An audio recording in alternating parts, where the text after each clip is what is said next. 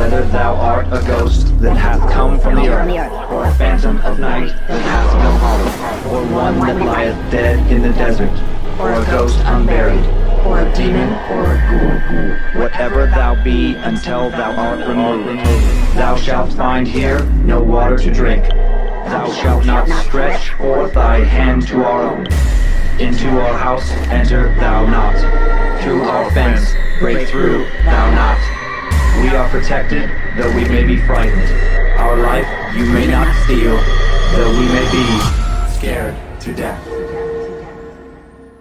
Welcome to Scared to Death, Creeps, Peepers, Roberts, and Annabelles. I'm Dan. Hello, Dan. I'm Lulu. Hello, Lulu. Hello. How are you? I'm good. Feeling good. How about you? Feeling good in the neighborhood. Just one really quick thing before we get into the previews. Big thank you to Danielle and Cassie from the National Park After Dark podcast for having us on, letting us talk about Scared to Death recently. We had a blast. We appeared on the November 24th episode, fittingly titled National Park After Dark is Scared to Death. Haha, cute. Yeah, they have a great show. Nice laid-back host, very easy to listen to, good stories. Yeah, great interaction. Like Cool it was people. It was so easy and comfortable. It just felt like, I joked like on their post that I'm like, did we just become best friends? But Yeah. this doesn't always happen, when your favorite shows collaborate, you don't always actually become friends afterwards, but we were like exchanging phone numbers, we're texting. I'm trying to convince them to come to summer camp. I just was like, okay, guys, clearly there's got to be some sort of national park that you can like do an episode on. And come on, we're outside. Yeah, just like come over to camp. Come on, Danielle, Cassie. Come to camp. So check it out, add it to your rotation. And now, how many stories do you have, gorgeous? Well, baby doll, I have two. My first story is about a very creepy lurker who's in the backyard. Ooh, I like that angle, the backyard. Yeah, listen, no matter where you live, no matter what your housing situation is, if you live in an apartment, there's still like a back area, know? Reminds me of the two wet footprints. Oh my God. Our little back landing behind the slider. It's the second time that's happened, but it's the first in like 4 years or so. Just so weird. Just like completely dry, little like cement landing.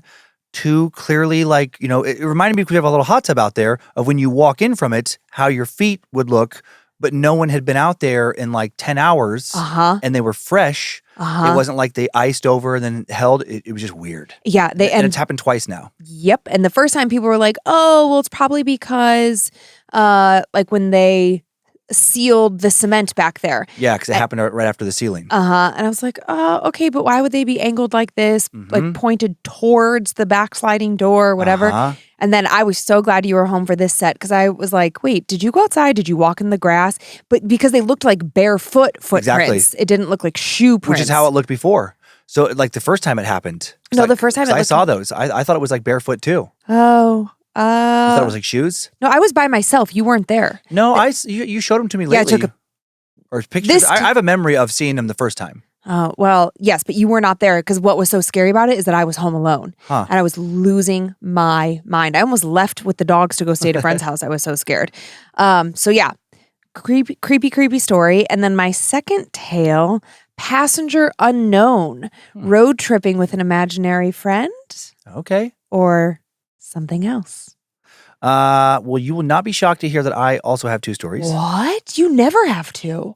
Both are a mix of history and haunted lore. Sounds like you. First, we will explore reports of a ghost ship spotted off the southwestern coast of Vancouver Island in British Columbia, Canada. Places we'll never go. We will go there someday. And the incredibly tragic sinking of the SS Valencia, said to be the source of these sightings. And then next, I'll tell you all about Vicksburg, Mississippi's most haunted mansion, or at least the mansion advertised as being Vicksburg's most haunted, the McRaven House. That's a cool name. It is.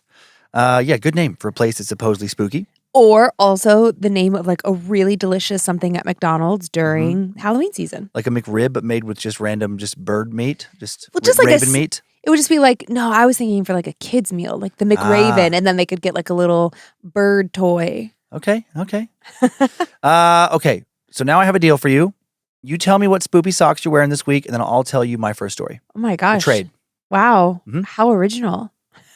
Just kidding. I love these socks because, we're in the holidays. So it says, we wish you a Mothman Cryptmas. Oh, that's cute. We wish you a Mothman Cryptmas. Those are cool looking socks. I know. They're really cool. They're nice and thick and cozy. The little Mothman, he's wearing an ugly Christmas sweater, has on a Santa hat, and in his wings, he has 2 red and white traditional candy canes. All right. I had a candy cane today. It was delicious. Okay, so here we go. On January 22nd, 1906, the coastal passenger liner SS Valencia tragically ran aground on the southwest coast of Vancouver Island in British Columbia, Canada, far from the first ship to do so. The waters just off the southwest coast of Vancouver Island, stretching all the way south to Tillamook Bay off the coast of Oregon. That whole stretch of sea has a long history of almost 70 shipwrecks, dating all the way back to 1786, leading to the stretch of water being named the Graveyard of the Pacific. The wreck of the SS Valencia is considered one of the worst maritime disasters in the history of the Pacific Northwest, and it is brutal. And there have been multiple strange reports of a so-called ghost ship haunting the waters off the shore of Vancouver Island ever since it ran aground. Time now for the tale of Vancouver Island's ghost ship. The SS Valencia was a 252-foot iron-hulled passenger steamer built in 1882 by the William Cramp & Sons Shipyard in Philadelphia, Pennsylvania. The Valencia spent her first 2 decades carrying a mix of passengers, cargo, and soldiers, primarily between Venezuela and New York City. Then in 1902, the ship was sold as a second-class passenger steamer to the Pacific Coast Steamship Company. The Valencia was soon licensed to carry 286 people, and to keep these people safe, at least theoretically, the ship had 7 lifeboats that could hold a total of 181 passengers, or people, I guess, crew or passengers, plus 3 smaller life rafts that could hold an additional 54 people, and finally a total of 368 life preservers. Normally, the SS Valencia traveled routes between the coast of California and Alaska, but in January of 1906, the ship was redirected to travel between San Francisco and Seattle, Washington, taking the place of another ship that was undergoing repairs. The Valencia should have never wrecked where it did. It was never supposed to be near the coast of Vancouver Island, the night that it ran aground. At 11:20 a.m. on the morning of January 20th, 1906, the Valencia left San Francisco for Victoria, British Columbia, and Seattle, Washington. The weather was recorded as being fair at the time of departure, and the ship had just passed an inspection with flying colors a few weeks prior. The ship was captained by Oscar M. Johnson, an experienced ship captain who had been with the Pacific Coast Steamship Company for a dozen years. The ship carried 108 passengers and 65 crew members for the voyage. The Valencia reached Camp Mendocino, 190 miles north of San Francisco, early on the morning of January 21st, sailing through calm coastal waters. But then a heavy rain and fog moved in, lasting through the next day with strong winds. Vision was so poor during the storm that the crew had to use a compass and approximate distances to determine their position and navigate. The storm knocked the ship badly off course, and navigators never recovered. They didn't realize they were soon over 20 miles further north than they thought. Still sailing through dark and stormy waters, the Valencia unknowingly passed the entrance to the Strait of Juan de Fuca, a body of water that marks the boundary between Canada and the U.S. at 11:50 p.m. on the night of the 22nd, and then the Valencia was soon passing through the Walla Walla Reef on the southwest coast of Vancouver Island. They had sailed right past the Salish Sea, opening into Seattle's Puget Sound. And now things go terribly wrong.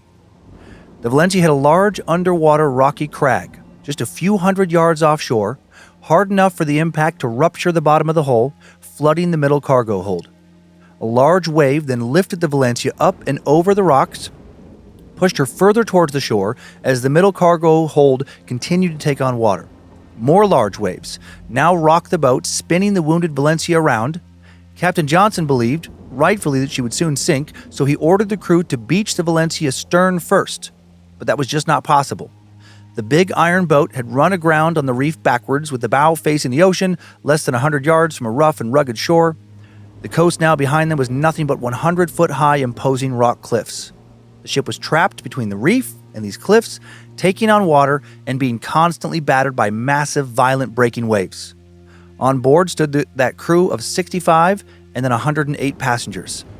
The bad winter storm they'd been sailing through was far from over.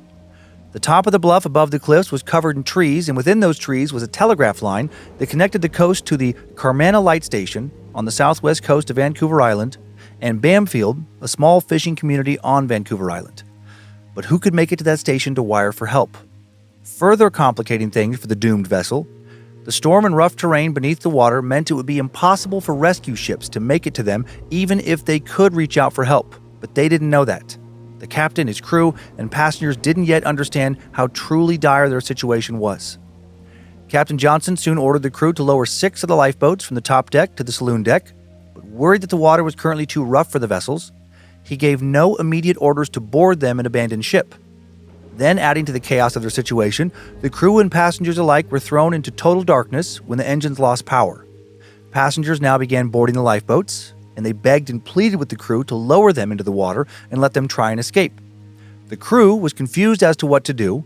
Some crew seemed to think, based on the passengers' demands, that perhaps the captain had ordered the lifeboats to be fully lowered. In their confusion, unknowingly against the captain's wishes, they lowered 6 of the 7 lifeboats within a half hour. One of them was loaded beyond capacity, which caused part of the davit, a crane-like lowering device, to break off, throwing 21 people immediately into the dark water to their deaths. They all quickly drowned in the rough, cold, choppy water. Another lifeboat then got hung up in the ropes, and another 25 people, thrown out, plunged into the cold and swirling water. Every passenger and every crew member but one drowned. One man was able to climb back into the ship, only to die soon. 3 of the lifeboats, carrying around 50 people each, were able to be safely lowered into the water surface now, or to the water surface, but that's where their safety ended. One lifeboat disappeared almost immediately, sinking into the ocean's depths and taking all of its passengers with it. The other 2 were soon capsized by large, breaking waves. Only 12 out of the roughly 150 people from these 3 boats ever made it to the shore. And once there, not all of those dozen would live for very long. One survivor climbed up onto a large rock, desperately hanging on as wave after wave battered him. He managed to stay on that rock for several hours. But then, an especially large wave ripped over the top of him, pulled him out to sea, and he was never seen again. 2 of the other survivors who made it to shore first tried to shelter in a cave, but then a high tide came in. They had to scramble out of the cave before they drowned inside it. They then desperately tried to climb to the top of the cliff, but each fell to their deaths. The other 9 people who reached the shore were able to ride out the storm on rocks throughout the night and started climbing the cliffs the next morning. This group will survive and become known as the Bunker Party after the man who led them, Frank Bunker. Meanwhile, those still on the ship were not faring very well. Early in the morning of January 23rd, 1906, nearly 8 hours after first hitting the rock that tore through the hull, after a long, cold night of being constantly battered by stormy waves, the big ship now started to literally break apart. One of the few survivors, Chief Freight Clerk Frank Lynze, later recounted, "Screams of women and children mingled in an awful chorus with the shrieking of the wind, the dash of rain, and the roar of the breakers. As the passengers rushed on deck, they were carried away in bunches by the huge waves that seemed as high as the ship's mastheads. The ship began to break up almost at once, and the women and children were lashed to the rigging above the reach of the sea. It was a pitiful sight to see frail women wearing only night dresses, with bare feet on the freezing ratlines, trying to shield children in their arms from the icy wind and rain." At 8 a.m., Captain Johnson now has his volunteer crew launch his last lifeboat. They plan to run it aground on a nearby beach, and then use something called a Lyle gun to fire a rope back to the ship, and then with a sort of zip line now established between the ship and the shore, the captain could use a breeches buoy, this rope rescue device found on ships. Think of a little cradle attached to one person at a time to the zip line, and then these people would be able to slide along the rope to shore. But that line would never be established. 6 men boarded the lifeboat, and they steered northwest looking for a place to land. At 9 a.m., the crew on board fired the line-throwing gun, but they missed. They then fired again, and now the rope got tangled up in some trees. The volunteer crew lifeboat finally landed at 12:30 p.m. on the western shore of Pachena Bay, which was 8 miles northwest of the wreck, with 1 rope left. But they couldn't make it back to the ship through the thick forest to send it to the boat. They were able to find a trail on the beach with a sign that said 3 miles to Cape Beale. They abandoned the lifeline plan, decided to hike up to Cape Beale Light Station, arriving at 3 p.m. The station keeper then called the fishing village of Bamfield to inform them of the disaster. Meanwhile, The 9 survivors from the previous day, the bunker party, now made it to the top of the cliffs and found the telegraph line. They arrived at a lineman's shack at 2 p.m., found a telephone, and were able to communicate with the Carmana light station and spread word of the disaster. They then traveled to Cape Flattery to get help, which was in the opposite direction of the ship's lifeline, still tangled in the trees. If they had found it and gone in the right direction, they might have been able to still save the remaining passengers and crew still alive on the Valencia. Those still on the ship would have to wait for hours now before the first rescue vessels arrived. Meanwhile, 2 crew members tried to swim ashore with a lifeline, but the water was far too rough. They had to be pulled back to the ship before they drowned. As they made this attempt, down in Seattle, the Pacific Coast Steamship Company received a message at 3:30 p.m. on January 23rd about the wrecked Valencia. The general manager tried to dispatch tugboats, but none were available. Those on board the Valencia truly just could not catch a break. Then the SS Queen, located in the city of Victoria, British Columbia, was sent out on a rescue mission. The ship arrived at Carmana Point at 10 p.m. A second rescue ship called the SS City of Topeka was in Seattle and was dispatched to Vancouver Island hours later with a doctor, nurses, supplies, and some members of the press on board. That ship left Seattle at 10 p.m., and both rescue ships encountered violent weather. Heavy rain and strong winds had started up again that evening. By the time the 2 rescue ships drew near, most of the Valencia's upper works were completely destroyed, and the rear cabins on the saloon deck were totally underwater. Remaining terrified passengers gathered together on the hurricane deck, i.e. the top deck, or desperately clung to the rigging as the Valencia was being torn further apart. On the morning of January 24th now, over 30 hours after the ship first ran aground, the Carmana light station advised the SS Queen that the wreck was 18 miles away near Pachena Point. The Queen, a salvage steamer, and a tugboat all were able to spot the SS Valencia at 9:30 a.m. But the Queen couldn't get within a mile of the ship because the ocean bottom was uncharted and the water was still far too rough. The tugboat and the steamer were able to get a bit closer, but were also forced to retreat due to weather. And then the storm worsens. And now the SS Queen loses sight of both the shore and the Valencia and has to retreat out to sea before it too is run aground. This is a nightmare. The 2 smaller rescue ships, the tugboat and the steamer, now head to the little fishing village of Bamfield to attempt an overland rescue. They're still hoping to shoot a rope to the Valencia and ferry survivors one at a time to land. Later that afternoon, a small rescue party proceeds 18 miles overland to try and shoot a line to the ship, but they can't cross the Klanawa River and get close enough. Another rescue attempt fails. At 10 a.m. now, 34 hours after getting stuck, the remaining SS Valencia crew sends out their first small life raft with only 10 men on board.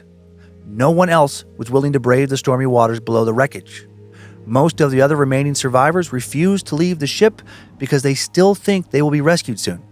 The crew urges the remaining women and children to get on board a second life raft, but they continue to refuse. So a second raft leaves with all men on it, 18 of them. Their goal is to make it to the SS Queen rescue ship. The other big rescue ship, the City of Topeka, that had come from Seattle the night before, arrives at 11 a.m. to relieve the Queen. The Topeka will be able to get closer to the Valencia than any of the other large ships, but not close enough, and they save no one on board. A half hour later, at 11:30 a.m., a rescue party from the Carmana light station manages to cross the river now and follows the telegraph line towards the wreck. Instead of being able to participate in the rescue, though, they instead helplessly watch in horror as a massive wave destroys the last of the Valencia's upper works. An estimated around 40 people, mostly women and children, are swept out to sea to their deaths. Some of them will drown, others will be smashed in front of the witnesses against the rocks at the base of the shore's cliffs. At 1 p.m., some good news. The Topeka finds the second life raft and saves all 18 men on board. They then continue searching for the first life raft with an additional 10 men. The SS City of Topeka also stops to telegraph the news of the wreckage to another passing ship. Another ship that will be unable to help anyone still trapped on the Valencia.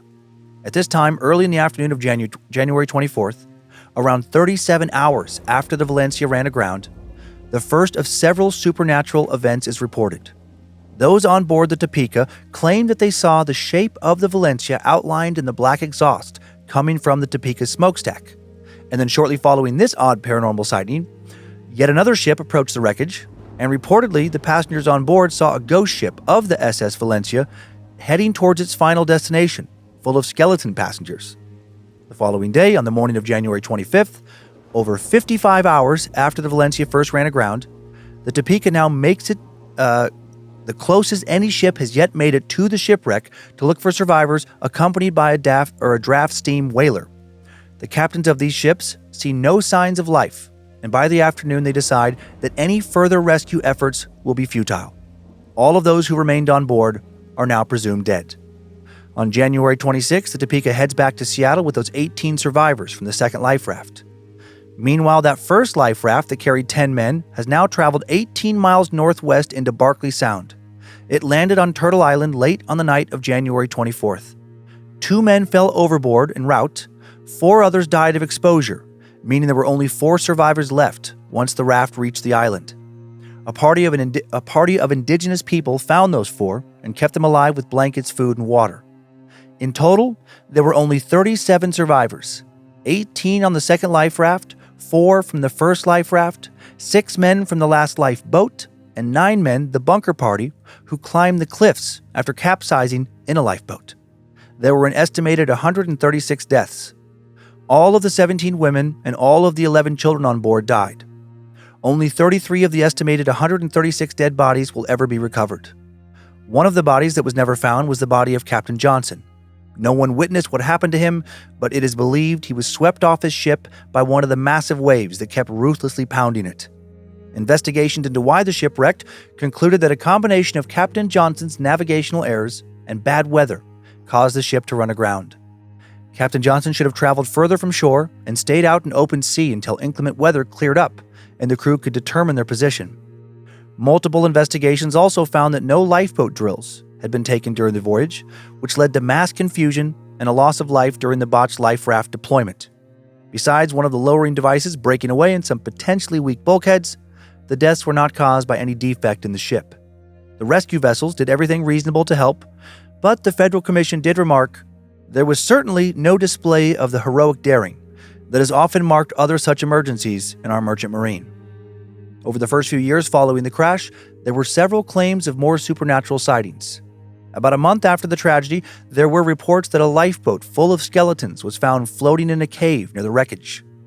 The veracity of that story is unknown. There were also rumors that indigenous fishermen saw a lifeboat manned by a skeleton crew within a few months of the shipwreck. In 1910, the Seattle Times and other notable papers reported that there were several claims of a phantom ship spotted on the rocks near the lighthouse at Pachena Point. Several additional mariners whose accounts did not appear in those newspaper articles also claimed that they saw the ghost ship in 1909. And according to one report published in Northwest Magazine, they could, quote, vaguely see human forms clinging to her masts and rigging. They said that the ghost ship looked like the SS Valencia and that the human forms looked like the women and children who had died in the wreck. Over a decade later, in 1933, the Valencia's lifeboat number 5 was found in Barkley Sound in supposedly excellent condition, despite the fact that 27 years had passed. Many, of course, found this extremely odd. It didn't look as weathered as it should have. It looked like it had been frozen in time. In response to the tragedy, the telegraph route atop the hill above the cliffs was converted into a trail for shipwrecked mariners with wooden shelters at different intervals. It is now called the West Coast Trail and has been improved and preserved for recreation as part of the Pacific Rim National Park Reserve. The cliffs above the shipwreck are now called the Valencia Bluffs, and from the top of these cliffs, you can still see the last wreckage of the Valencia sitting below on the rocks. And to this day, every few years, someone, or multiple someones, continue to claim that on particularly stormy nights, they still see the Phantom Valencia with its skeleton crew futilely awaiting a rescue that will never come in the dark waters below. That's like a double horror story. I know the true part, well, not true, but like the non-paranormal part, the documented part that way is so terrifying. Okay, like, listen. That's a nightmare for me. That's a nightmare. I already am not a huge fan of like being out in open water. Uh-huh. And then when I was growing up, like many people, saw Titanic and I was like, well, Yeah. I'm never getting on a cruise ship. Like, and then the first time we were on a cruise ship, I just remember being so scared the whole time. I was like, oh, I'm going to die. I'm going to die. I'm going to die. I'm going to die.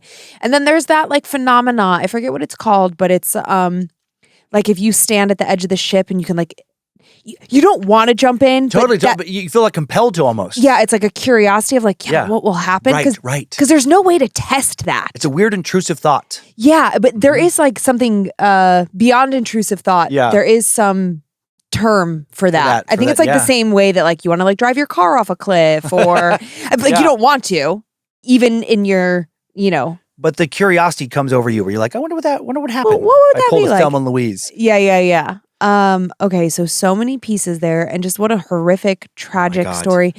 And then when you get to the paranormal pieces of it, ghost ships are just so peculiar. Anyways, it's such a strange phenomena. We don't get to cover altogether that often. Yeah.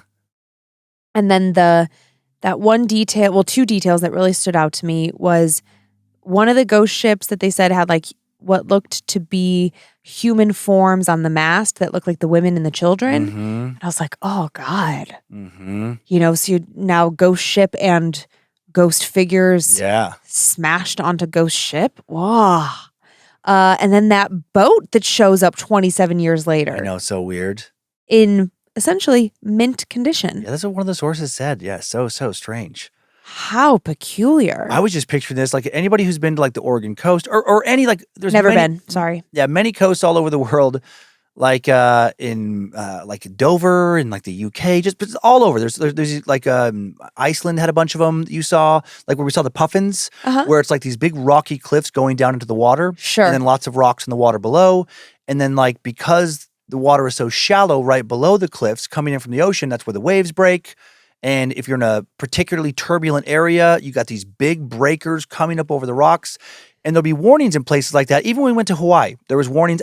We went on that one hike that one time, just you and I, past where that big tortoise was. Oh, yeah. And we walked out there, and there were some places where there was warnings. There were some places that we were trying to sneak around. Yeah. We didn't get away with anything. We were thinking about it. We had deep thoughts.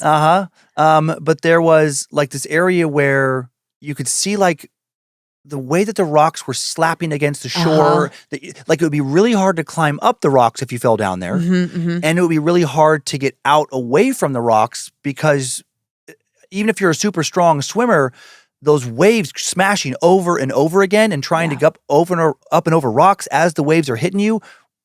I remember looking at those and thinking like, oh, I would for sure be dead. There's no chance I would have to swim out of that. I would just die. I know when I see things like that, my brain does a similar okay, what's my escape route if that happens to me if I'm in there? And they'll say like, well, swim with the water. It's like swimming with the water lands me in the rocks. Right. And then if you're trying to travel horizontally, if you will, it's like you don't know what's below you because it's so rocky. I mean, it's just pure danger. And I just imagine one wave picking me up, slamming me down, and my brain exploding. Yeah. I mean, honestly, it's probably what you hope for. Well, I mean, in those situations, some of them, I think all you can hope for is to find a little spot on the rock to hang on, and you hope that somebody nearby with cell phones and technology we have today can get rescuers in a helicopter or whatever to come there fast enough, drop a rope down, and pull you out. That's a big ask. And sometimes that will happen. Really? Yeah, sometimes that will happen, like these crazy rescues now. But I just think about back then. It's the early 20th century. It's stormy. It's the middle of winter. It is a little bit mild over there, but the water is so cold. And you are in this terrible position. How maddening where you can see the shore. It's right there, like a couple hundred yards, from where you are. It's so close. But you can't make it there. And even if you did make it, you're surrounded by cliffs in this little craggy area where it's like, how could you get up to the top of the bluff there? Yeah. Oh, it would just be so like demoralizing. Like those people that took refuge in the cave, but then the cave floods. I'm like, and then they tried to climb up the cliff, and then they just fell back into the water and died anyway. And you're seeing all that. If you're on the boat, like I understand why those women were scared to get in those last life rafts. 1,000%. Because they've watched person after person die trying to do that. I know. As you were telling that story, I'm like, what would I do? I think I think I would try and stay on the ship as long as possible. Yeah, I mean... Just because, like, it's size, right? Just thinking about, like, when you put all these very scared people into a boat. It's the same reason, like, why my thought process is, when someone is drowning, you do not swim to them. That is why you throw something to them. They are frantic. They will drown you. Yep. So that same thought process is what I'm thinking. If you're in an overcrowded lifeboat Yeah. and something happens, everyone's going to protect their own and you may perish because of it. So like stay on the big boat as long as you can. I guess. I don't know. I don't really know. I don't want to find out. I have some pictures. Okay. This first one, that is the SS Valencia, taken just days before it sank in January of 1906. So this big iron vessel. Yeah, it's not as big as I thought it would be. I mean, obviously this is a picture and I don't have anything else for scale. Yeah, but you can I guess those people are quite small. Mm-hmm, all those little people standing on the deck there. And by the way, these pictures, as always, are on Instagram and Facebook at Scared to Death Podcast. And then this next one, photo of the cliffs, the Valencia Bluffs, near where the ship got stuck. Yep. So it's stuck in this like rocky, craggy area. It sounds like there's a reef behind it. So it's got to be maddening where it's like another ship just can't come up next to it and get them off. So they were just hoping that they could get one of those ropes shot like a harpoon gun type device. Yeah, that was a crazy thing. I watched some videos of people like shooting these things and they are pretty fascinating. You know, it's like they can shoot a few hundred yards and they just shoot this like harpoon looking or similar thing. Yeah. And you're supposed to just like, you know, tie it off on shore or you would tie it to another boat or whatever. And then, just kind of like zip line in this little like carriage type thing. It makes sense. Yeah. And then this is a photo of someone standing atop the Valencia Bluffs looking down near where the ship was torn apart. So you can see like, at first from like below, it didn't look that high. But when you're up above, you're like, oh yeah, these are pretty high. And then finally, two more. This is a photo of the 18 Valencia survivors who made it off the ship in that second life raft, now boarding the SS City of Topeka. So like that was the biggest victory, is that group fared pretty well. And that rescue boat is not very large. It looks like an oversized canoe. Yep. And then finally, one more photo taken by a hiker standing atop the Valencia Bluffs of a supposed ghost ship. So it looks like something, you know, proof, like strong definitive proof of the paranormal to me. Yeah, I buy it. That feels incredibly possible. Wow, that's scary. I know. He is. I mean, I was kind of surprised he's like wearing pirate gear, but like, you know, things changed. He's been dead a while, and he's come back with like a lantern or something to really guide his way. And some will say this. Oh, it's AI. Oh, it's paint. It's not even a photo. But you know, people always kind of shit on paranormal proof like this. Yeah, I mean, people aren't big fans of skeletons in general. So I think that would be the first indicator, like, oh, I never heard of skeletons haunting anything. It's like, well, here's some proof. Here's a photo. I just start doing that. I just start presenting like paintings and obvious AI. It's just like, well, I mean, what more do you want? I don't know. Well, I can't, you know, I can't convince you. I can't force you to believe. But if you look at this and you don't believe, then I don't possibly know what else I could do. You know, short of giving you a miracle. I know. Yeah. Are you ready to move away from a tale of a haunted ship and hear the tale of a haunted mansion? Yeah. Can I tell you one quick thing? Sure. Last night I could not fall asleep. My brain was doing some wacky nonsense. Yeah. And I had been reading an article earlier in the day about like some dams being removed and how salmon or kokanee are spawning. Thing, yeah. Okay. So that was in my brain.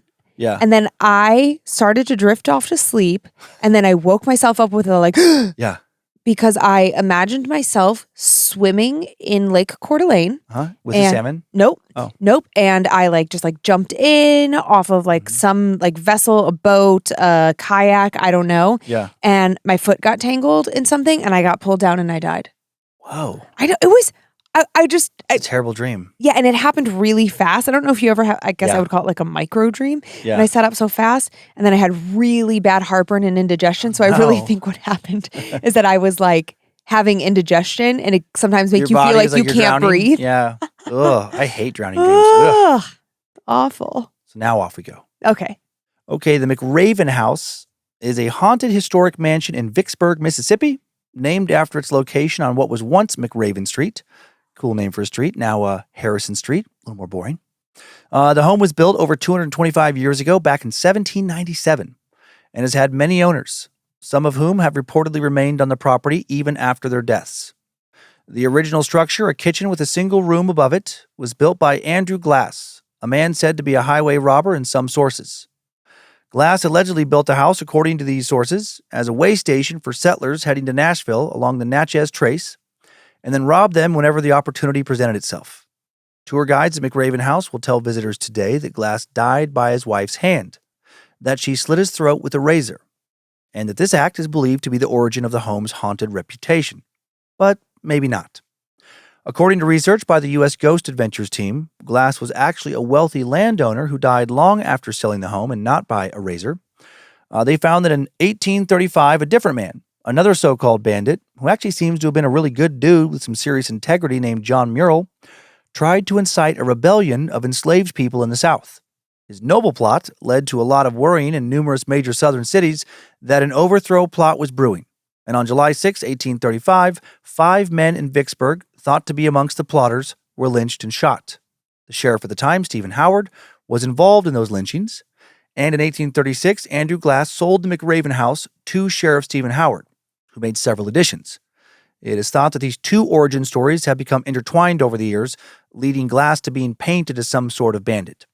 Whatever the real original history, McRaven House certainly became the location of a tragic death that established, or at least helped establish, the home's haunted reputation in 1836. In August of that year, Sheriff Stephen Howard's wife, young 15-year-old Mary Elizabeth, died while giving birth in one of the bedrooms. Many of Mary's personal belongings were later returned to the home and actually can be seen inside the house today. Over a decade after her death, Stephen Howard sold the home in 1849 to a local brick manufacturer and sawmill owner named John Bob. I know, what a name. Oh, John Bob. Oh, John Bob. Oh, Johnny Bob. And by the time the American Civil War broke out, the home had become known as Bob House. Quite not as cool as McRaven. Then, during the 1863 siege of Vicksburg, the mansion was used as a field hospital and campsite for Confederate soldiers. Because it was so close to the action, the house sustained several direct cannon blasts. It's not known if any of those blasts took any soldiers' lives, but another person did die on the property during the Civil War, and violently so. On May 18, 1864, old John Bob, the owner, threw a brick at a group of Union soldiers marching back to their regiment past his house, and that brick hit a sergeant in the head and fractured his skull. In response, Bob was apprehended and fatally shot in both the head and the stomach, and he died just 100 yards from the house. Following the war, William Murray would purchase the McRaven House in 1882 from John Bob's family. He and his wife Ellen will raise 4 daughters and 3 sons there, and several of the Murray family will meet their demise inside the home. William died in 1911. A decade later, his wife Ellen passed away. Their daughter Ida then also died in McRaven House in 1946, followed by another son in 1950. Murray's remaining daughters, Annie and Ella, who never married, lived alone in the house for several additional years with no modern conveniences, such as running water or electricity. All they had was a telephone, and the 2 hermits, they sound very eccentric, made almost no contact with the outside world except for the occasional doctor's visit. They were so isolated, so reluctant to ask anyone for assistance, and so weird, that towards the end of their time in the home, they resorted to doing things like using the antique furniture for firewood. Ella Murray will die in the house in 1960 at the age of 81. After her death, her sister Annie, elderly and possibly mentally unwell, sold the house and moved into a nursing home. Then a man named O.E. Bradway purchased the house, restored it, opened it for tours in 1961. His quick restoration wasn't easy. The sisters had allowed the house to fall into such a state of overgrowth and disrepair that neighbors who were new to the area literally didn't realize there was a house on the property.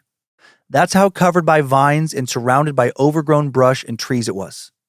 Bradway mostly restored the home to its original glory, returned its original name to it, and the McRaven House was added to the National Register of Historic Places in 1979. Later that year, the house was sold to Charles and Sandra Harvey. The couple closed the house to tours, spent a year further restoring it. The Harveys and their 2 kids never lived there full time, but they did sleep in the house occasionally to protect the property from vandals. They then sold the McRaven House to a man named Leland French in 1984. French did even more restoration and was the first owner since 1960 to actually live full-time in the house. And French will claim he was nearly immediately tormented by spirits after moving in. Time now for the tale of the McRaven House. First, French claimed to see the apparition of William Murray, recognizing him due to Murray's photos having been placed around the home. One day, French reported that a drawer closed against his fingers so forcefully it broke his thumbs. After numerous other incidents, French became too scared to continue to live in the home and moved out. were not certain of exactly when, and the house once again fell into disrepair. The current owners of the house are now Kendra and Stephen Reed. They purchased the home in 2015, and once again it was restored. And the couple has sold tickets to tours of the home ever since. And they and others claim that the spirits of former residents still linger. Ghost hunters are told that underneath the courtyard at the back of the house, there's a mass grave filled with the bodies of unnamed Confederate soldiers, and that their spirits are sometimes spotted wandering around the property. A few paranormal explorers have claimed to experience the paranormal activity involving William Murray and his 2 daughters. According to a tour guide, Murray's body was displayed in the parlor room for his funeral. His daughters, Annie and Ella, then either did not know somehow or seemingly didn't care that his body was not removed, and it just laid in the parlor for over a week. His body was there so long it began to rot, and it left a lingering stench, which some guests have claimed to smell when touring the house. There are also some reports of the spirit of a former owner, John Bob, old Johnny Bob, being witnessed strolling along the balcony. Mary Elizabeth Howard, the teenager who died in childbirth, is alleged to be the most active spirit in the home. Perhaps because of her young age, Mary Elizabeth is reportedly a playful spirit who likes to trick visitors. She's said to have moved cabinet doors, swiped at people's ankles from underneath the bed, and to have touched the stomachs of pregnant women. One tour group claimed to see an indentation in the mattress in Mary's room that quickly disappeared, as if she stood up, rising from the bed once she was spotted. McRaven House employee Daniel Roach told the Vicksburg Post that he once tried to open Mary Elizabeth's diary, and then he heard the distinct sounds of someone getting off the bed and walking towards him. Another employee, Sean Lynze Wright, added, "One evening I was in the house by myself, and I was in Mary Elizabeth's room closing down. This cabinet closed, and when I'm walking out, I see this white fog going to the window. It really did freak me out. I got the chills." Owner Kendra Reed told the Vicksburg Post, I think that's probably the scariest thing. McRaven has intelligent ghosts. They're ghosts that interact with you. She said she would be willing to try to spend the night in the home alone, but she did not believe the spirits would allow her to sleep through the night. Finally, in 2020, the Travel Channel declared McRaven to be the, quote, creepiest place in Mississippi. If you want to find out if that title is deserved, you can visit McRavenTourHome.com and set up a ghost tour. Lots of turnover there. I know, old house though, too. Yeah. Lots of owners. I'm surprised people keep buying it. Mm-hmm. I mean, the latest owners fully have leaned into the history of the house. I don't think you have any other choice, right? Mm-hmm. It seems like when they bought it for that purpose, they have a nice website set up, and you have the benefit in a house like this because of its age, and it's still in its it looks original, and they have a lot of the original pieces from 1797. Anything that wasn't used for kindling. Right, exactly, like the furniture. So weird. Oh yeah, they seem very unwell, those 2 sisters. Oh. And like characters that a stereotype almost, like characters out of a movie, like the weird 2 eccentric spinsters. Yeah. Just going nuts in this creepy looking house. I that's so funny because I literally wrote down the word spinster sisters. Right. But so they give tours, two different kinds: ghost tours, and then tours like historic tours. Like historical, yeah. Speaking of haunted houses that have changed hands a lot of times, I recently quickly skimmed an article about a new owner of the Madame Lalaurie mansion in New Orleans. Yeah, and I don't think that he's giving tours. I think Bro is living there. And didn't you say he also owned the Lizzie Borden house in Massachusetts? I think so. Again, I skimmed the article really quickly, but I am fairly certain that is what it said. Can we talk about John Bob for a second? Oh, Johnny Bobby. I don't know that I could take somebody seriously if their name was John Bob. Yeah, it's just a name, but Hey, I'm John. Nice to meet you. Hey, I'm Dan Cummins. What was your name again? Oh, John Bob. John Bob. That's it. I'd fall over laughing. I'd be like, John Bob what? No, it's just John Bob. First name John, last name Bob. I would need him to say something like, yes, I know. Really, it's Jonathan. But, right. When I was a kid, John Bob, and it just stuck, blah, blah. Or I need more than that. No, last name B-O-B-B. John Bob. Oh, B-O-B-B. I think if you have the last name of Bob, which is typically, obviously, an abbreviated first name for Robert, and it doesn't ring as being sophisticated. It's just like Dan, whatever. It's a plain name. If you have that, same thing. If your name was last name was Dan or Steve, Smith. Smith at least sounds like a last name. But if it's like a I see typical what you're first saying. name, Yeah. then I think you got to like doll up the first name. You got to be like Nathaniel Bob or something. That's still terrible. I know. Well, there's not a lot to work with. I mean, ideally, you just change your last name. No, I think you get like real creative, like Hawthorne. Right. Hawthorne Bob. Yeah, Hawthorne. Yeah, give like a last name for a first name. Uh-huh. Yeah, like a cool sounding last. But like if I was, it's so Phoebe silly. Bob. Phoebe Bob. Oh No, my God. I knew a comic. She's still around. Phoebe Bottoms. Oh yeah, Phoebe Bottoms. I forgot about her. It's kind of a funny name. But like, yeah, but John Bob, like it shouldn't matter. Like the person should matter. But if I was going to see a surgeon, I'm Dr. Bob. I'm like, nah, I can't. The fuck you are. I'm sorry, I can't do it. Can't take you seriously. Also, I was just like giggling in my head because when you were talking about the Spencer sisters having the body in the living room for a while.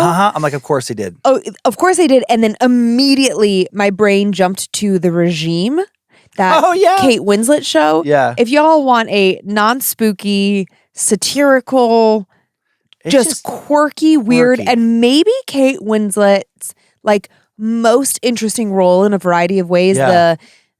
The character choices that she makes and she takes on this like lisp. It is a fantastic show. Yeah. It is strange, probably not to be watched with young children. Yeah. It's just kind of weird. It would take a lot of explaining and then kind of ruin the show. But it was really good.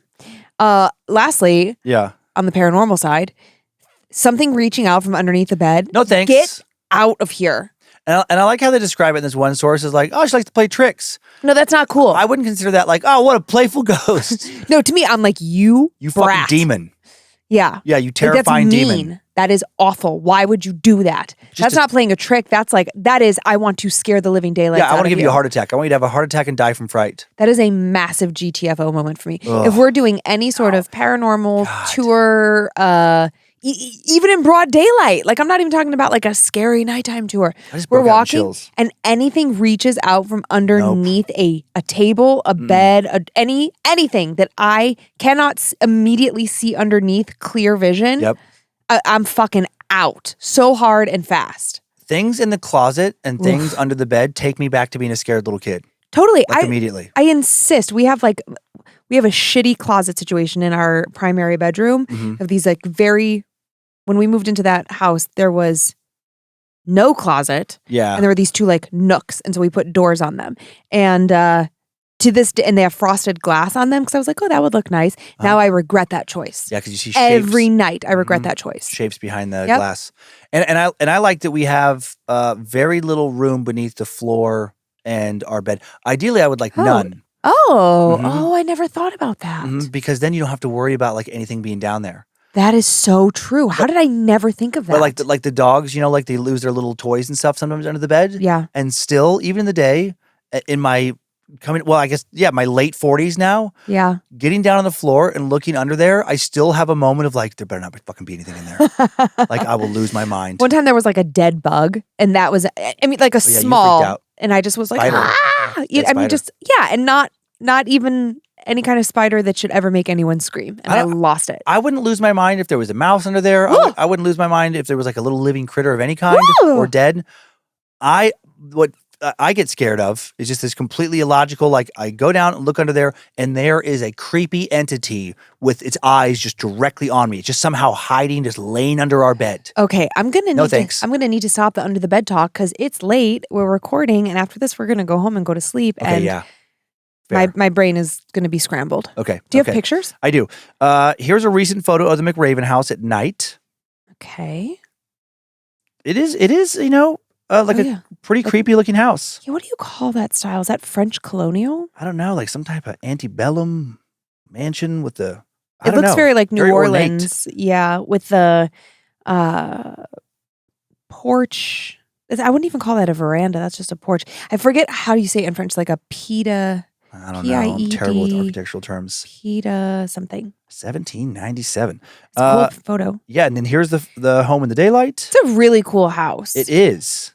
I can see why they give like architectural tours and historical tours. Mm-hmm, mm-hmm. But I didn't say architectural earlier. I think that's part of it. It's just like it's a good example of whatever the hell this is. Yeah, despite having various owners and all the overgrowth and issues that they've had with the property over the years in terms of keeping it, or updating it rather, it appears that they have done an excellent job of restoring it. Yeah. And then this is a photo of the room where 15-year-old Mary Elizabeth died in childbirth and where her spirit supposedly still makes appearances. Because that's a creepy ass room. Yeah. Little reaching out from underneath that old bed. No, thank you. And then one more. This is a photo of William Harry McRaven.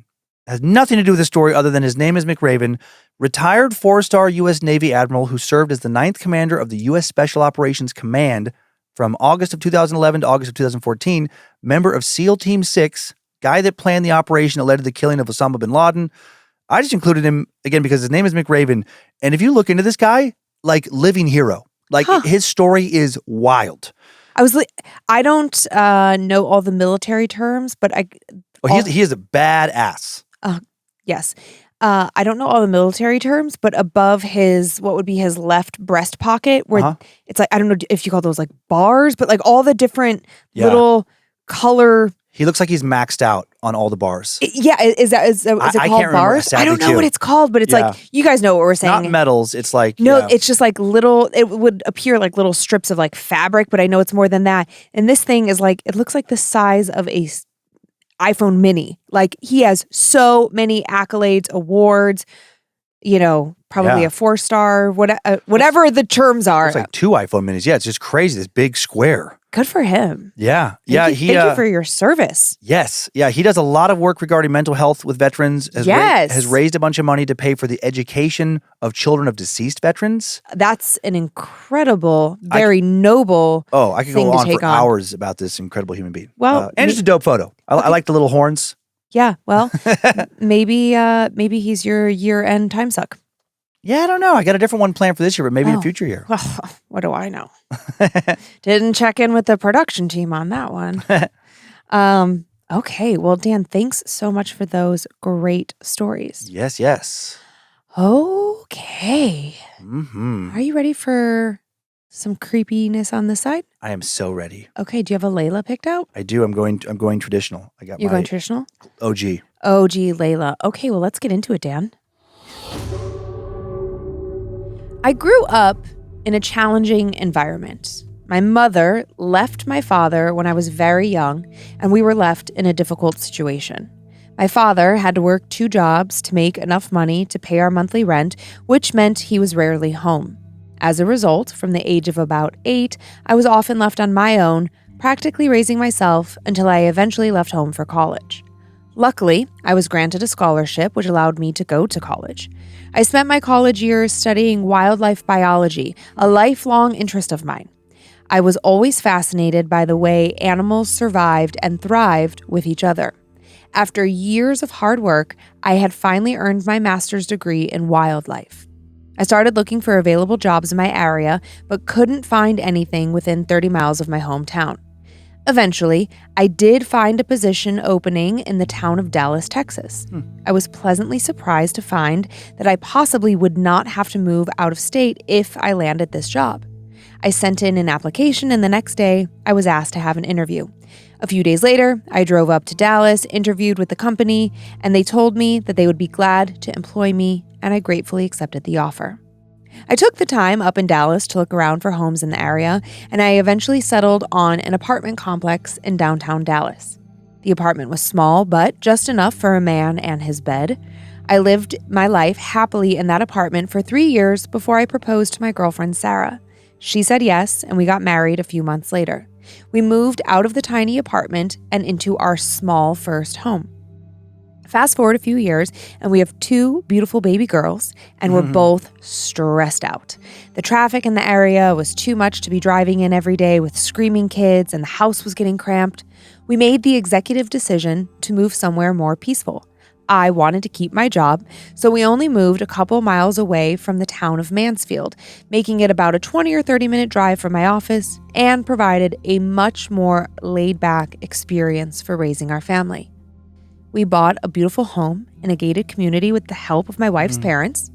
The neighborhood was small, consisting of maybe 30 homes. However, all of them were lovely, large houses with large, pretty trees in their yards, perfect for me, the nature enthusiast, and our kids loved it. Our neighbors were an elderly couple who never had had children. They eventually became our adopted grandparents to our kids, and we thought of them as family. The house was a 4-bedroom with a large living room, a kitchen, a pool, and a hot tub in the backyard. Our yard overlooked Hog Pen Branch, a creek that ran throughout town and emptied into Walnut Creek. It was small and only about 4 feet deep behind our house. Every once in a while, we'd watch the turtles swim around, which my daughters loved. A few years passed, and our daughters were old enough to be left alone, which meant I finally had time to learn how to golf. Just across the creek was a really nice golf course. After a few weeks of playing, we invested money in a golf cart. It wasn't fancy, but it was just enough to get you around the course. One night, during the summer, my wife took our daughters out on a girls' night. I was excited to have the house to myself for an evening. Around 6 p.m., I decided to go golfing before the sun set, as I still had plenty of time to play. I drove down the street and through a little alley nestled between 2 houses in my golf cart. It was a short drive before you got to the cart path, which had a little bridge running over Hog Pen Branch. This was where I had my first strange occurrence. As I was going over the bridge, I heard a splash. Being the nature lover I am, I jumped out of my cart and leaned over the edge trying to see what was there. To my surprise, there was nothing there. Unlike the creek further upstream, it was fairly clear here. There were absolutely no fish, no turtles, no nothing though. All I could focus on was golf, so I dismissed it as someone skipping stones upstream. I golfed for about 2 hours before it got too dark to see the ball. I packed up my clubs and began the drive back home. The pathway was long and took me a good 5 minutes to drive down. I was starving and planned on cooking burgers for myself when I got home.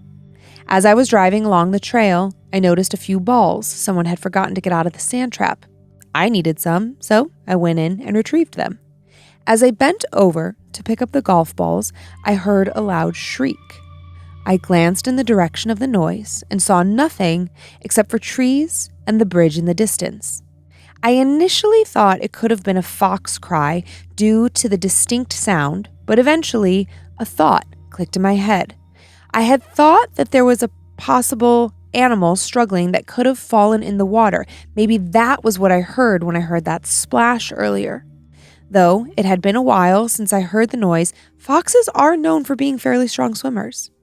I jumped in my cart and sped over the bridge, which was maybe 100 yards away, hoping to be able to save an animal's life. However, when I arrived at the bridge, there was nothing there. I searched under the bridge and all around the area, but just nothing. I thought it was odd, but dismissed it and headed for home. By the time I had showered and gotten ready to grill a few patties, it was already dark. I cleaned off the grill, threw the patties on it, put on some music, and sat back to watch the flames churn the red meat brown. Just as I was about to flip the patties, I heard a screech. The sound made me jump. I walked over to the creek to find nothing. I was getting creeped out at this point. I took my finished patties off the grill and headed indoors. I made my burgers just how I liked them and sat down at the dining room table.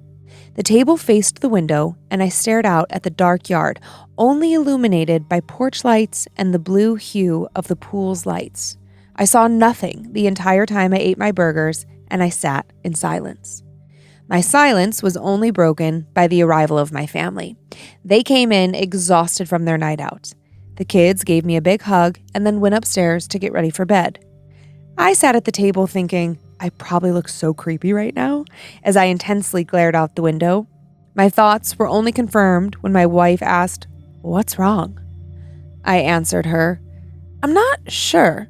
I've been hearing things. I thought it might have been an animal, like a fox or something, but now I'm not so sure."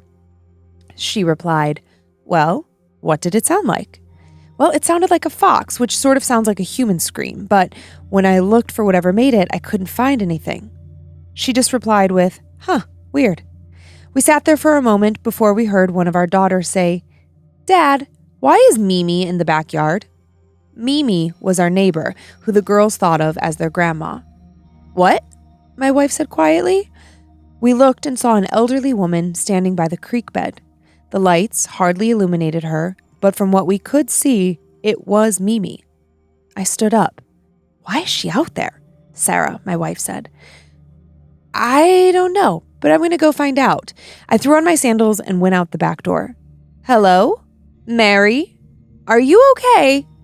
Do you need anything? None of my questions were answered. The woman just stood there, back towards me, staring into the water. As I got closer, I noticed the awful smell of the woman. She smelled like stagnant water, like rotten eggs and decay.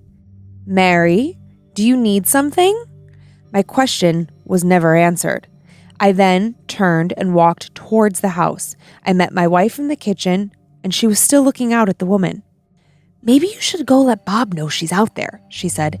Yeah, good idea. I'll run over there. You tuck the kids in and just tell them she was looking for something, I said. I rang the doorbell once, and Bob answered the door. He seemed excited I was over, even though it was rather late at night. He told me to come in and asked me if I wanted anything. Do you want a drink or a beer? Anything? Mary can get it for you, he said. Mary then peeked her face around the corner from the kitchen. Hey, Mary, what were you looking for outside? I asked. Excuse me? She said. Yeah, you were in our backyard just a couple minutes ago. I was just wondering if you needed something or needed help finding something back there, I said. The couple fell silent. Then they looked at each other, then at me. So you saw her, Bob said. Yeah, no, I'm not mad. I just need to know if you dropped something in the creek so I can help you get it, I said. Oh, no, honey, that wasn't me. But we know exactly who you're talking about. We call her Margaret, and we see her every now and then, Mary said. Wait, what? Who is she? I asked. We've tried to find out ourselves with no luck, but all we do know is that she is not kind. One time, Bob went out to ask her who she was, and she screamed in his face. He fell over, and she was gone, Mary explained to me. Where are the kids right now? Bob asked. They're in the house, I replied. Oh, you need to get home now, Mary told me.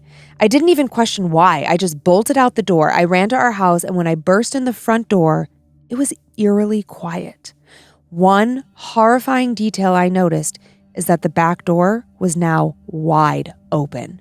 I had forgotten to lock the door. I mean, you kind of grow out of that habit of locking doors at night when you live in a gated community you trust so much. Sarah! I screamed. Nobody answered. I sprinted upstairs to my daughter's room where I found all three of my girls huddled in the closet crying. What happened? Are y'all okay?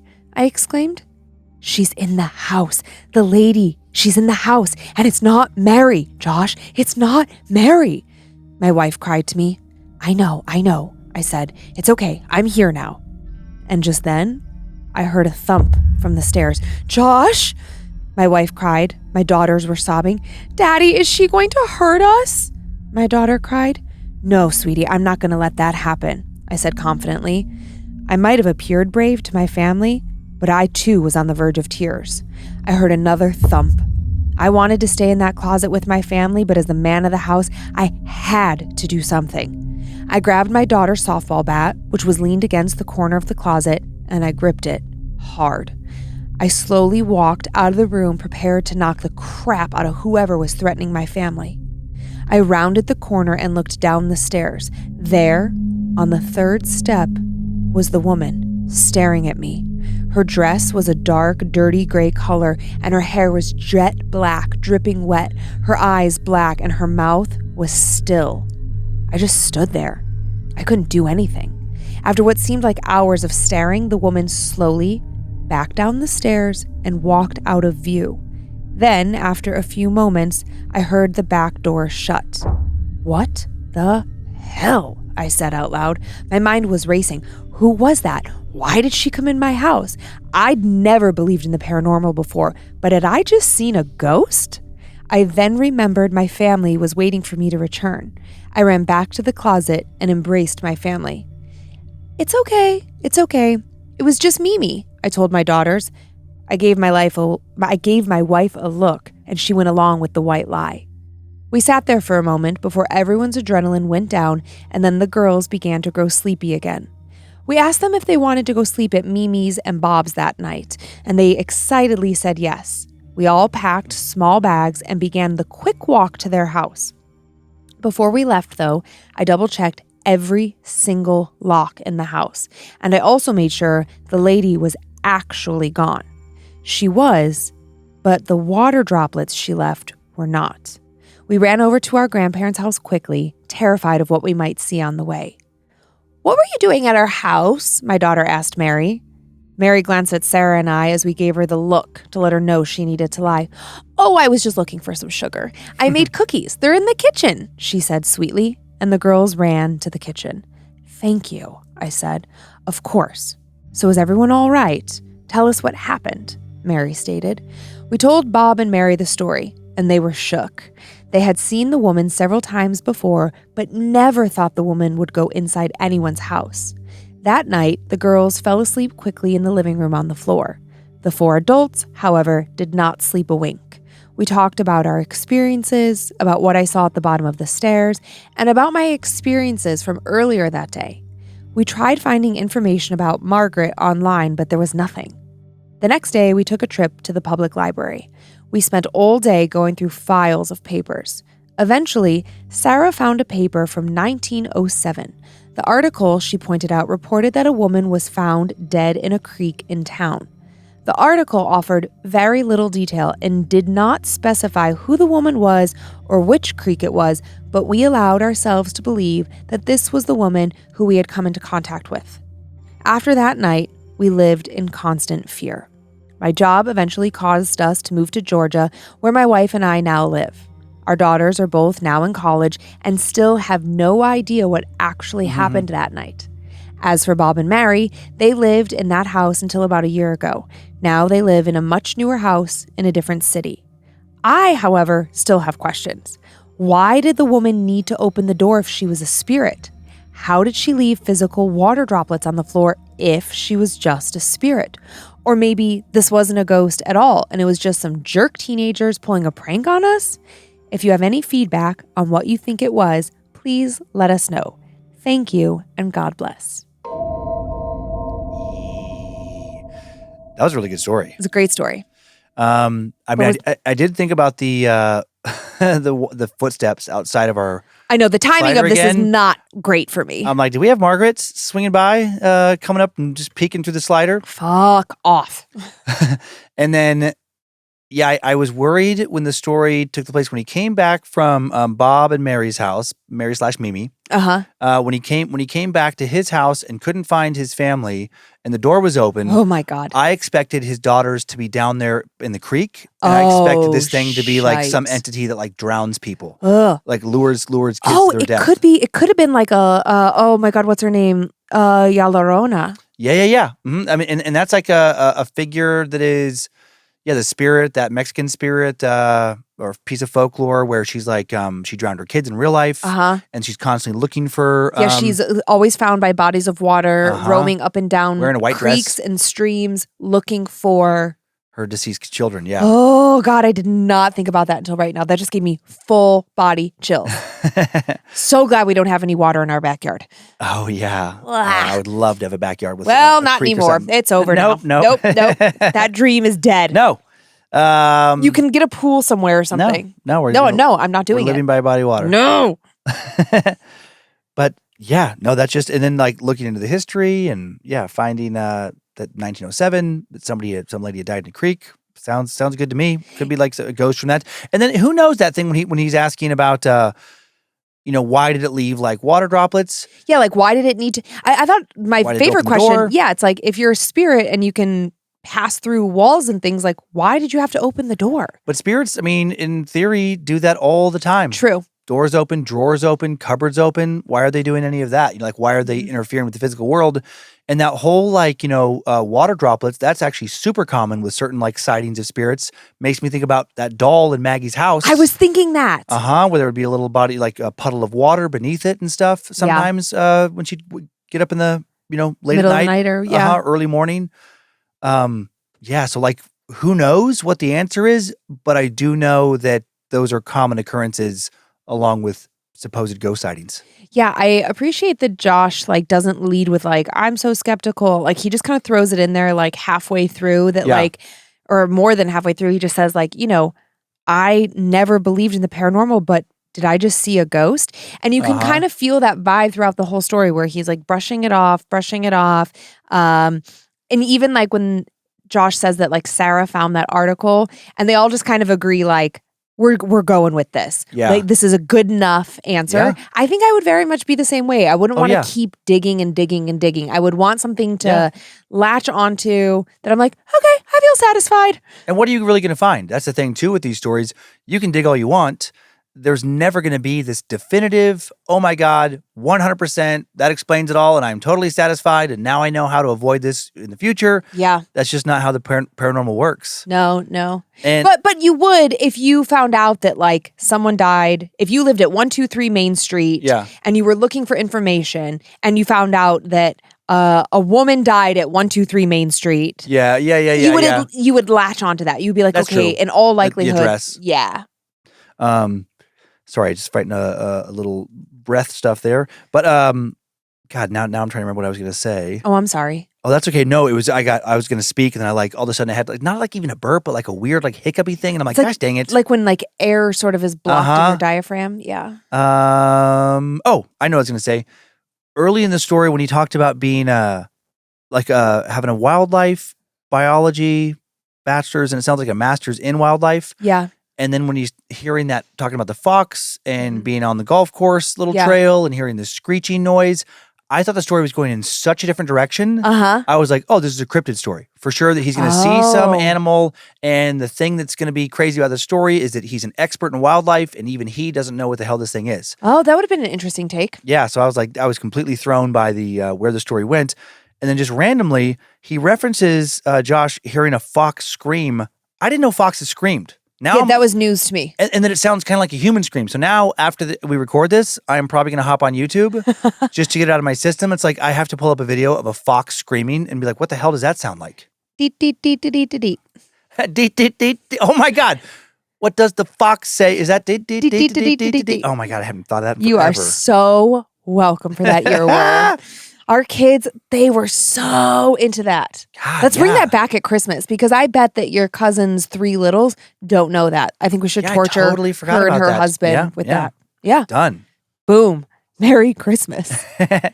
All right, Dan. I have one more short story. I'm excited to hear it. Good day to the king and queen of the scaring us to death. Thank you. I have a short story about something that just happened to me. And I know I'm a peeper because even though I was terrified, after I calmed down, I was like, ooh, let me send that to Lynze and Dan. Okay, that makes you a creeper, my friend. You've got your terms mixed up. Okay, ready? Yeah. Since my ex broke up with me, I'd been devastated. We were together for 4.5 years, so it was something that was not easy to get over. I do see a therapist and can't recommend therapy enough regularly, and she was the one who encouraged me to really go out and find myself again. I started with baby steps, going to the movies by myself, then going to restaurants, then small day trips, and soon solo road trips to different states. Sometimes my cat will be my company, other times I'm by myself. I came to enjoy my own company.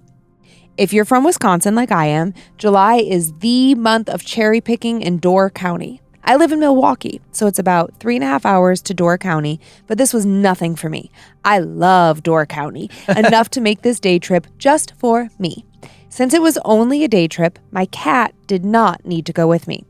So there I was, leaving in the early morning, 3.5 hours to Door County, picking tart and sweet cherries in the hot sun, kayaking on the bays of Michigan, driving around Peninsula State Park, enjoying dinner at the Fish Boil, and finally getting gas before hitting the road back home. When I was getting gas, it was already 7:30 p.m., which meant I would get home right before midnight.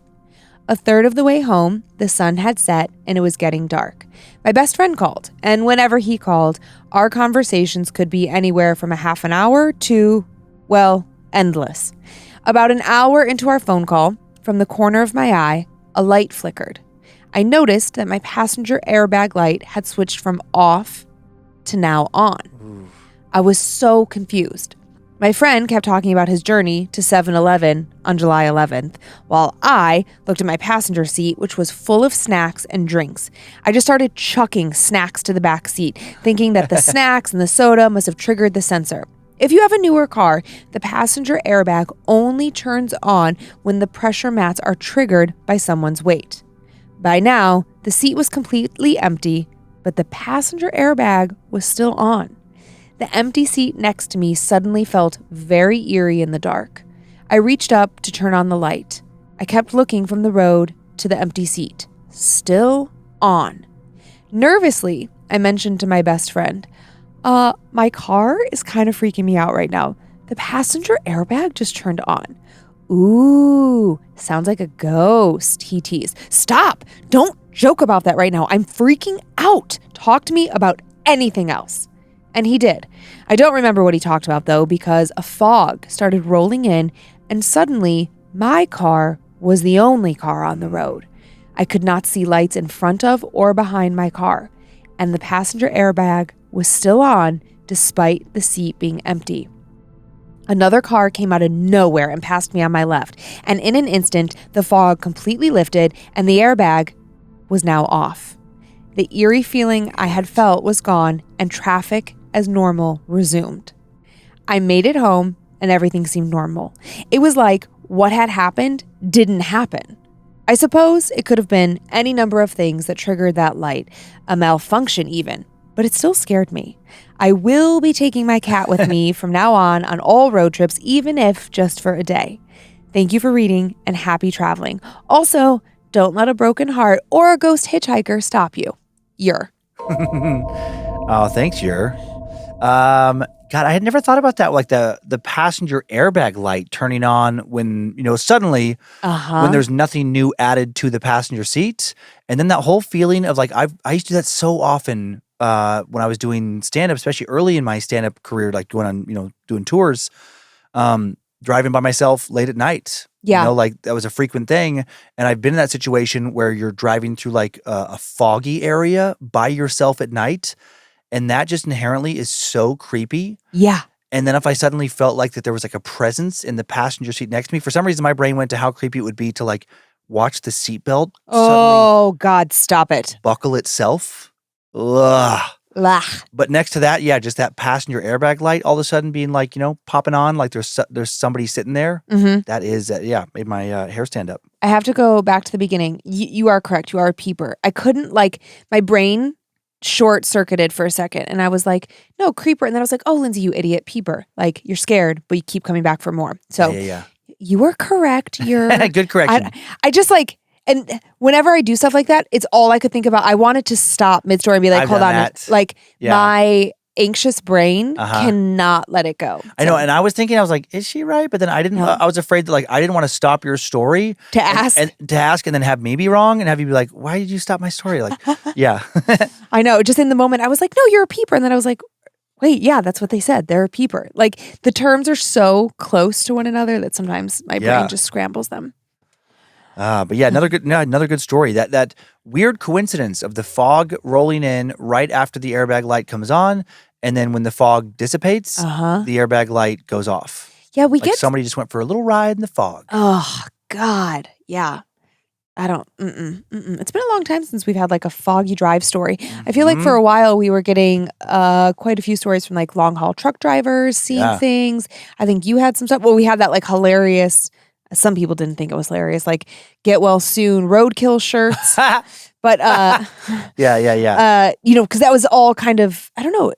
I guess we go through little phases of types of stories. Totally. I remember early on, it might have been the first weird thing at night when somebody's driving by themselves in the car, but it was in Hawaii, and that lady with the dark hair was just standing in the middle of the road. I mean, a version of that shows up.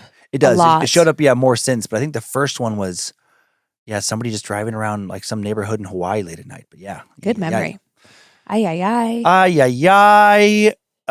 you want to thank some Annabelles? I would love to, Dan. Thank you so much. Okay. And we'll have an update in coming episodes about your contributions this month for the Giving Tree.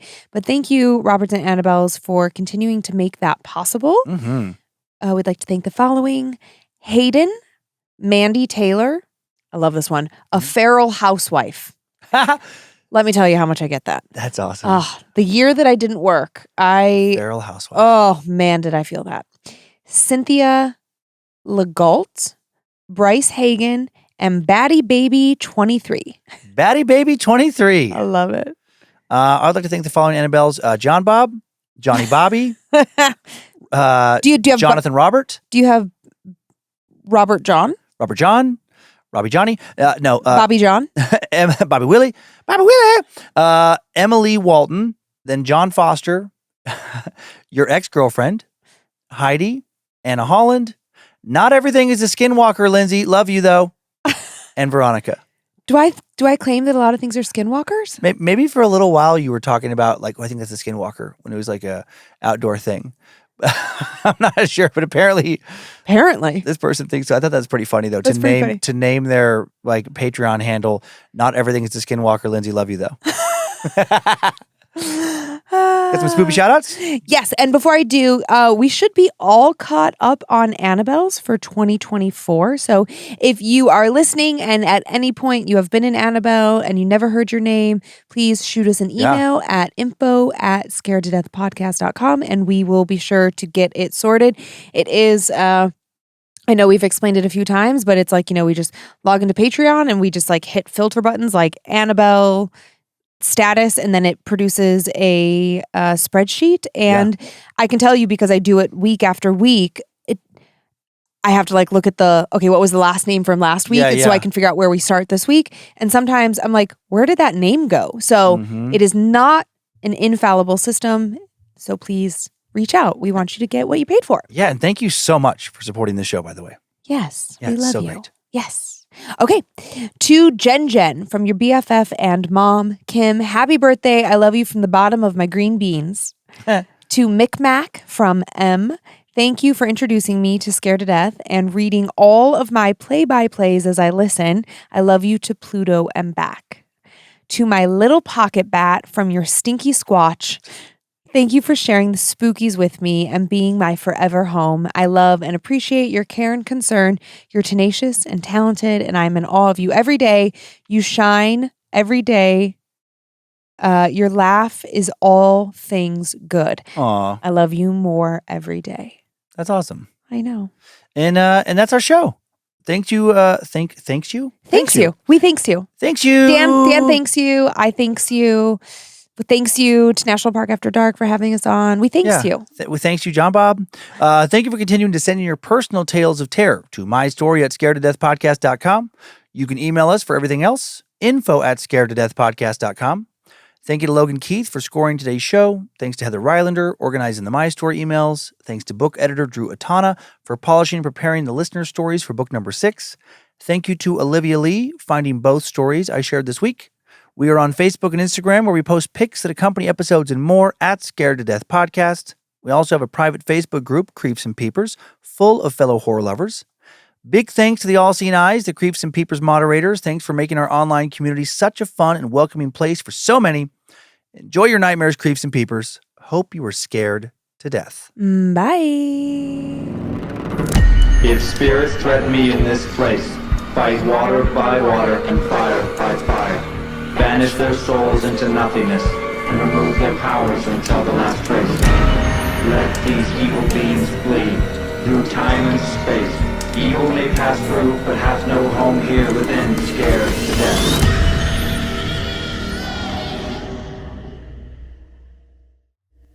Mad Magic Productions. I want to give you a heart attack. I want you to have a heart attack and die from fright.